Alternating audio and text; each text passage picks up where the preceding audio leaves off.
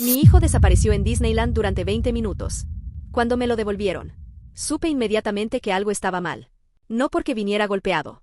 No porque viniera llorando. No porque tuviera sangre, la ropa rota o una marca extraña en la piel. Fue peor que eso. Volvió limpio. Volvió entero.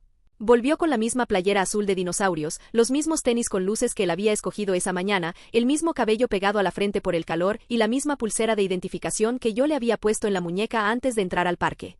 Volvió con la cara de mi hijo. Y aún así, cuando lo vi parado frente a mí, entre dos empleados de Disney que sonreían demasiado, lo primero que pensé fue: tal vez estoy exagerando. Eso me repetí. Que era miedo. Que era trauma. Que mi mente estaba tratando de encontrar algo malo porque no sabía cómo aceptar que lo peor no había pasado. Pero cuando me arrodillé para abrazarlo, cuando mis manos le rodearon la espalda, cuando lloré contra su cuello y le dije su nombre una y otra vez, mi hijo no me abrazó de regreso. Solo se quedó quieto. Con los brazos colgando. Como si estuviera esperando instrucciones. Todo empezó durante el desfile. El desfile venía avanzando por la calle principal. Nuestro hijo se emocionó tanto que empezó a brincar. Yo le apreté la mano y le dije que no se soltara. Me contestó que sí, mamá. Esa fue la última vez que lo escuché decir mamá como él lo decía antes. Un segundo después, alguien empujó desde atrás. No fue fuerte, pero sí lo suficiente para que mi hombro se moviera y mi mano sudada perdiera la suya. Miré hacia abajo esperando verlo ahí, pegado a mi pierna. No estaba. Al principio no grité. Solo giré la cabeza, confundida, buscando su playera azul entre piernas, carriolas y bolsas. Pensé que se había agachado. Pensé que había caminado 2 pasos. Pensé que lo vería riéndose, escondido detrás de Daniel. Pero Daniel también estaba buscando. Y cuando vi su cara, entendí que él tampoco lo veía. ¿Mateo? Dije. Nadie respondió. ¿Mateo? Repetí, más fuerte. Daniel soltó la mochila al suelo y empezó a abrirse paso entre la gente. Mateo. Mateo. Gritaba. Daniel gritaba cada vez más fuerte. Tiene 5 años. Playera azul. Tenis negros con luces. Mateo. Entonces llegaron 2 empleados. No corrieron. Eso fue lo primero que me incomodó. No corrieron. Caminaron hacia nosotros con una calma que no tenía sentido. Una mujer joven con una placa dorada y un hombre mayor con una sonrisa entrenada. Les dije que mi hijo había desaparecido. Les grité que se había soltado de mi mano, que no habían pasado ni 2 minutos, que cerraran salidas, que llamaran a seguridad, que hicieran algo. La mujer me tocó el hombro. Tranquila, señora. Los niños suelen regresar solos. La odié por decirlo así. No porque fuera una mentira. Tal vez en un parque así los niños se pierden todos los días y aparecen en alguna tienda mirando peluches. Pero ella no sonó preocupada. No sonó como alguien que intentaba tranquilizar a una madre. Sonó como alguien repitiendo una frase de memoria. Como si ya supiera el final.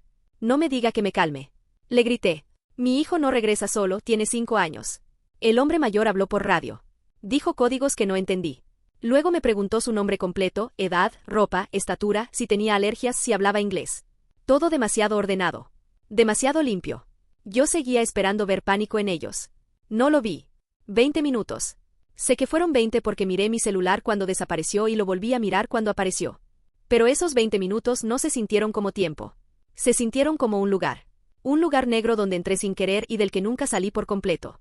En esos 20 minutos pensé todo. Pensé que alguien se lo había llevado. Pensé que lo estaban cambiando de ropa en un baño.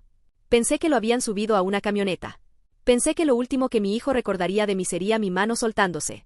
Y entonces, justo cuando Daniel estaba discutiendo con un guardia porque quería revisar una zona restringida cerca de una puerta lateral, la mujer de la placa dorada dijo: «Ya lo encontramos». No gritó. No se emocionó. Solo lo dijo. Como quien anuncia que una mesa está lista. Me giré tan rápido que casi caigo. Mateo venía caminando entre 2 empleados.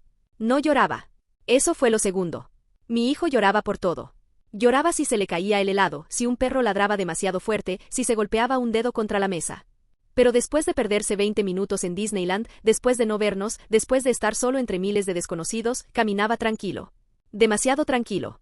La mujer me dijo que lo habían encontrado cerca de una puerta de servicio, detrás de una tienda. Que seguramente se había confundido siguiendo a otros niños. Que no había pasado nada. Pero Mateo no miraba a la mujer. No miraba a Daniel. Me miraba a mí. Fijo. Sin parpadear. Mateo, dije y corrí hacia él. Tardó un segundo en reaccionar. No mucho. Solo un segundo. Pero yo lo noté. Una madre nota esos segundos. Fue como si el nombre tuviera que viajar a algún lugar lejos dentro de él antes de que su cara recordara qué hacer. Luego sonrió. Pero también tarde. Como si hubiera visto sonreír a otros niños y estuviera imitando el gesto con retraso. Mamá, dijo. La palabra salió bien. La voz era suya. El tono casi igual. Pero algo en la forma de pronunciarla me dio frío. Antes decía mami cuando estaba asustado y mamá cuando quería algo. Esa vez sonó formal. Plana. Como una palabra aprendida. Lo abracé. Él no. Sus brazos quedaron abajo. Sentí algo húmedo en su cabello, aunque no había llovido. Y cuando acerqué mi cara a su cuello, olí algo que no pertenecía al parque. Humedad. Metal. Como túnel mojado. Como monedas viejas dentro de una coladera. ¿Dónde estabas? Le pregunté llorando. Mateo giró apenas la cabeza hacia la tienda, hacia el castillo, hacia el suelo. Abajo susurró. Daniel no lo escuchó. Yo sí. ¿Qué dijiste? Mateo parpadeó por primera vez desde que lo tenía enfrente. Me perdí, respondió. Lo vi por el espejo del elevador. Nos miraba. No como un niño cansado mira a sus papás. Nos estudiaba. Yo asentí porque necesitaba creerle. Mateo se sentó en la cama, con los tenis todavía puestos, mirando una esquina del cuarto. Amor, le dije, te traje tus nuggets.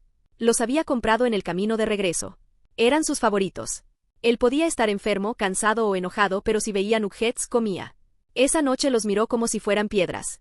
No consumo eso, dijo. Daniel soltó una risa nerviosa. ¿Desde cuándo hablas así, campeón? Mateo no le contestó. Yo me quedé con la caja en la mano. Son tus favoritos, insistí. Eran, dijo. Eran. No, ya no quiero.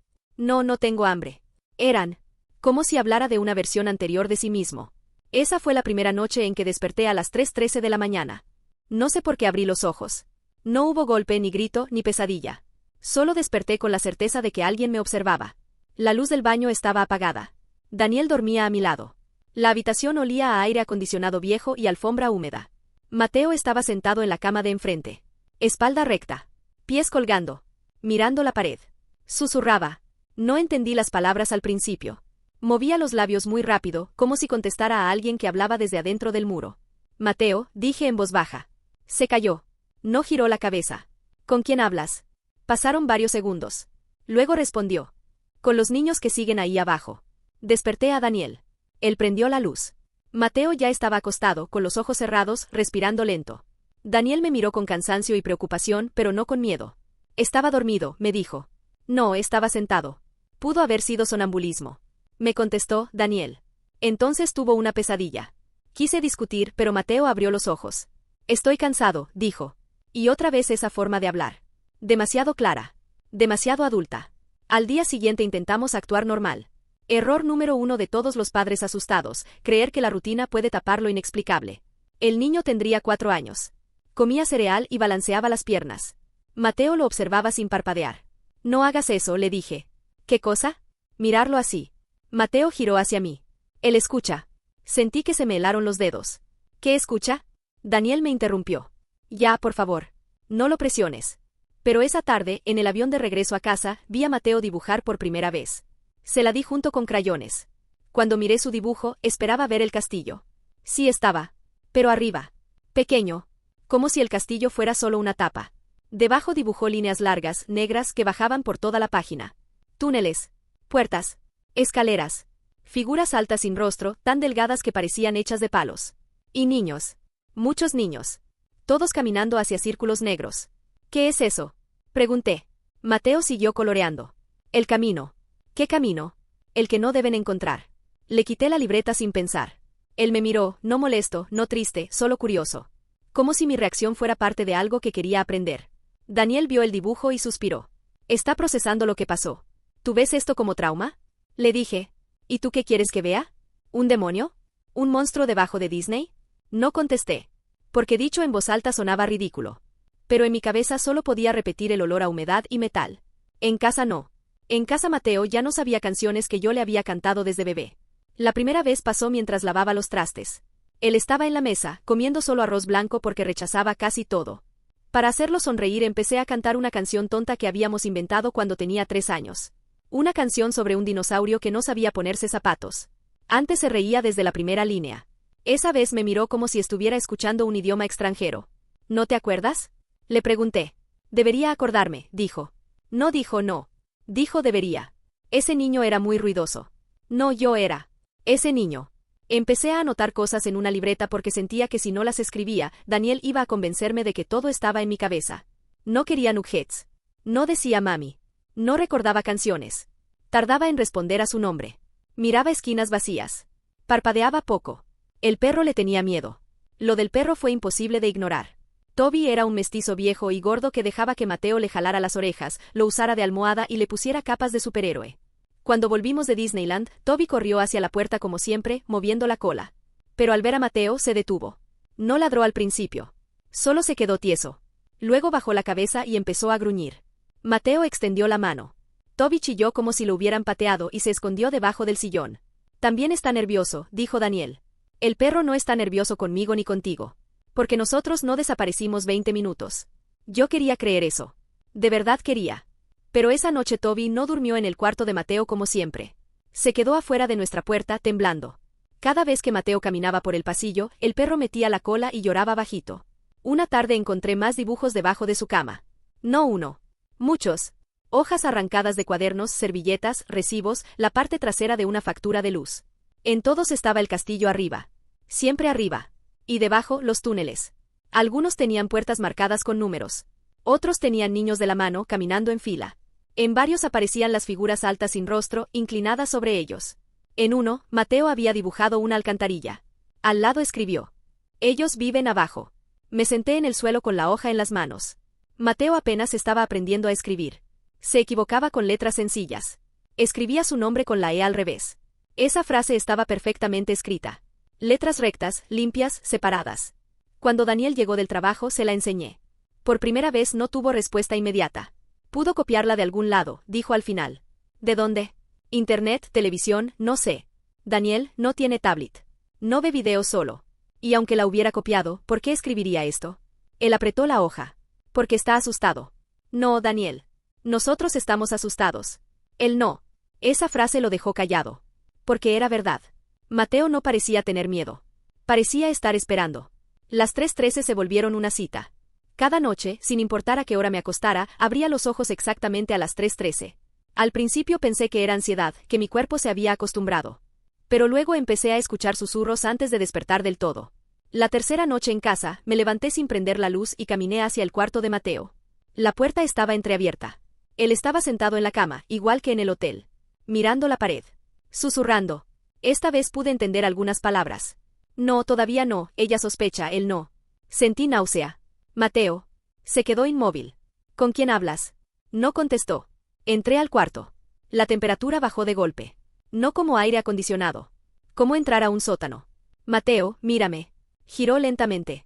Sus ojos parecían normales, pero había algo en ellos, algo demasiado quieto, como agua dentro de un pozo.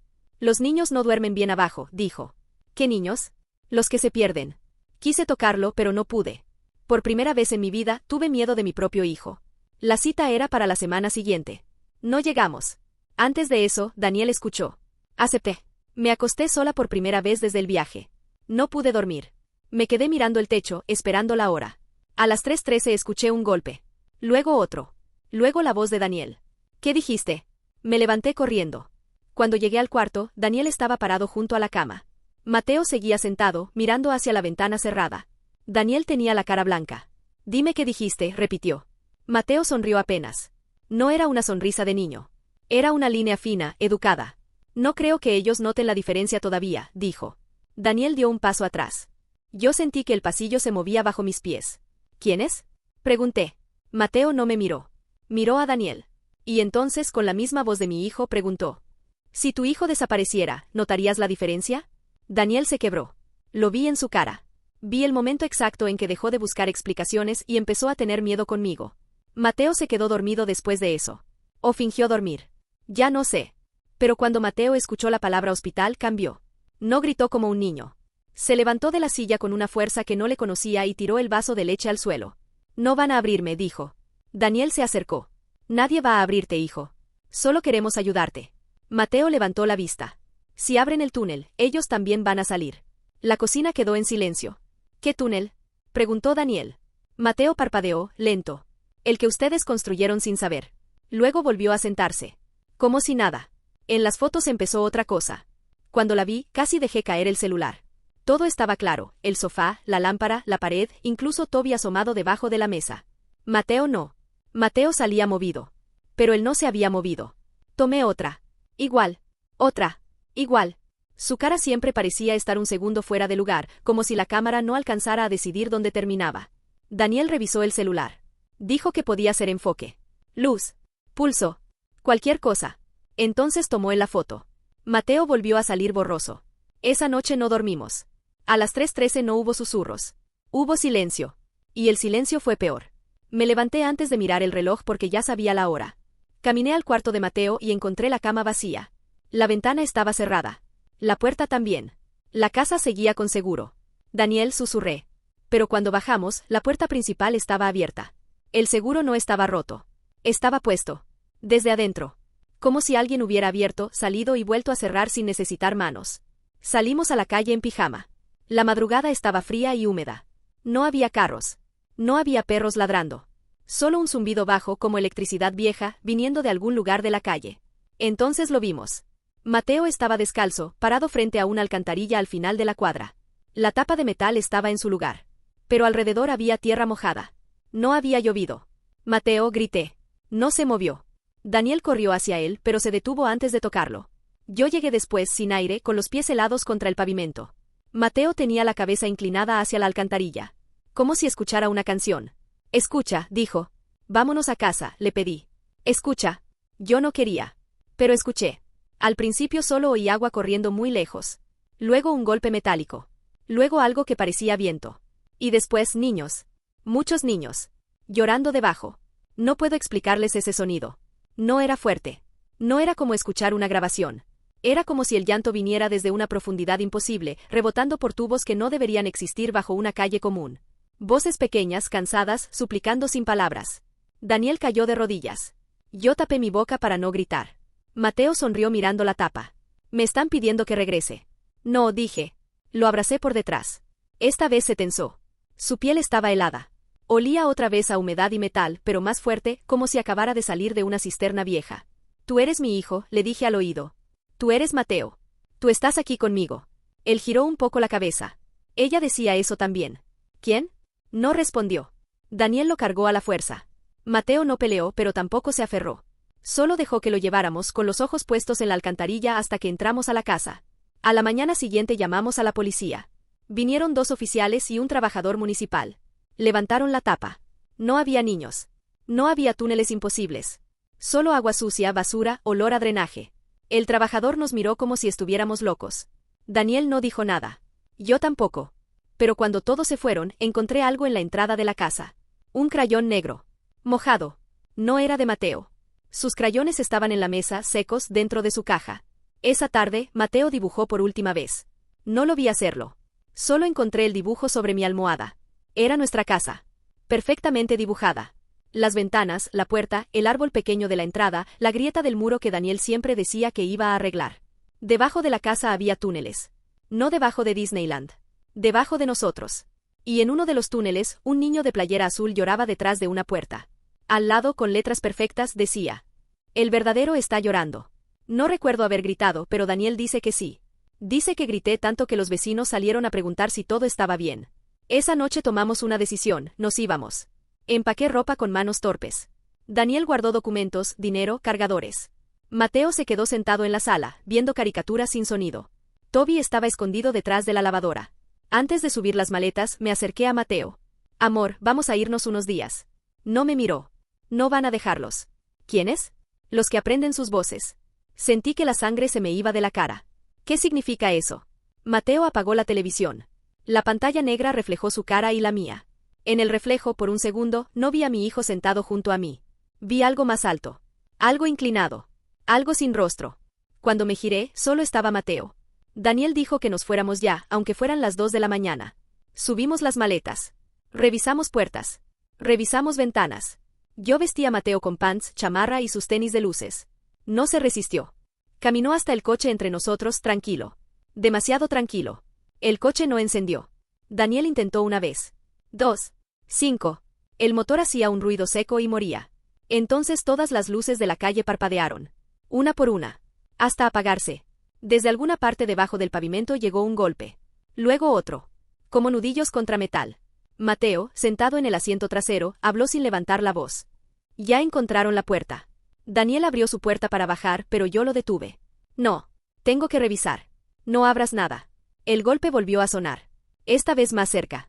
Toby empezó a aullar dentro de la casa. Mateo miró por la ventana hacia la alcantarilla al final de la cuadra. «Tienen frío», dijo. Yo me giré hacia él. «¿Quién eres?»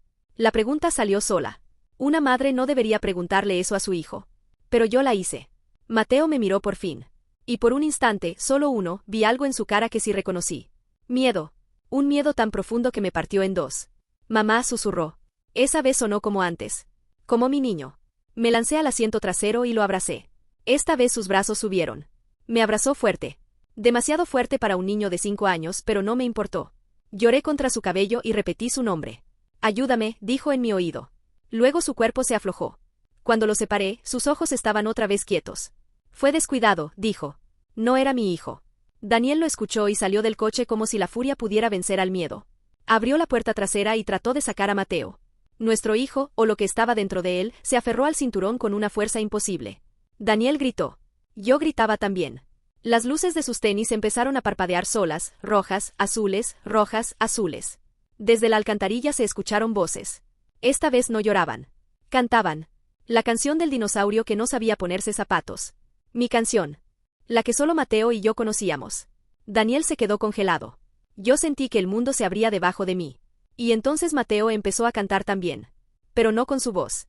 Con muchas voces de niños, de niñas, de algo viejo imitando niños. Todas saliendo de una sola boca pequeña. Recuerdo que a las 3:13 todo se detuvo. Ni golpes. Ni voces. Ni aullidos. Solo silencio. Nos quedamos así hasta que amaneció. Cuando la luz entró por la ventana, Mateo abrió los ojos. Parecía normal. Preguntó si podía desayunar cereal. Daniel soltó el cuchillo y se fue al baño a vomitar. Yo le serví cereal con manos temblorosas. Mateo comió 2 cucharadas. Luego me miró. Hoy sí me encontraron, dijo. ¿Quiénes? Los de abajo. ¿Y qué quieren? Masticó despacio. Lo que se quedó. Ese fue el último día. La verdad es peor. Esa última noche intentamos mantenernos despiertos. Pusimos una silla frente a la puerta de Mateo. Daniel se quedó en el pasillo. Yo me senté dentro del cuarto junto a su cama.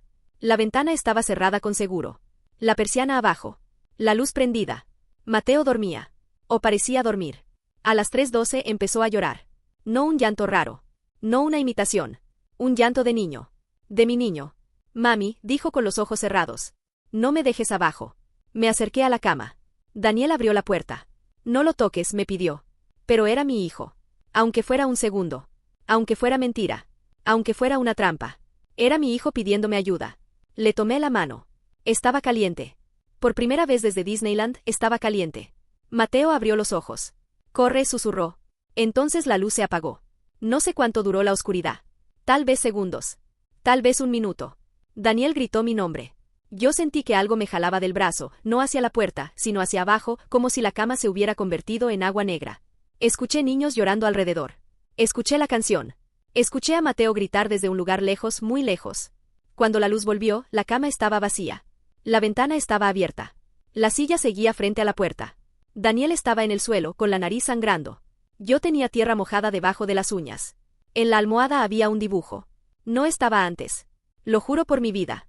Era el castillo de Disneyland, grande y hermoso, con fuegos artificiales arriba. Debajo, túneles. Debajo de los túneles, puertas. Detrás de una puerta, un niño de playera azul. Y afuera de la puerta, una figura alta sin rostro sostenía su mano. No había ninguna frase. Solo una fecha. La del día en que fuimos al parque. Nunca encontraron a Mateo. Tampoco encontraron huellas fuera de la ventana. Solo tierra mojada en el marco. Y un olor a humedad y metal que permaneció en su cuarto durante semanas. A veces recibo llamadas sin número. Nadie habla. Solo se escucha agua corriendo y muy al fondo, niños murmurando. Una vez, entre esos murmullos, escuché mi canción. Otra vez escuché una voz pequeña decir mami, pero colgué antes de saber si era la suya. También volví a Disneyland. No se lo he dicho a nadie. Fui sola 6 meses después. Me paré en el mismo lugar del desfile. Vi a familias reír, a niños soltarse de manos, a empleados sonreír con esa calma perfecta.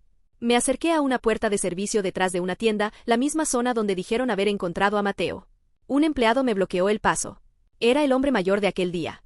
Estoy segura. Me reconoció también. Su sonrisa desapareció apenas un segundo.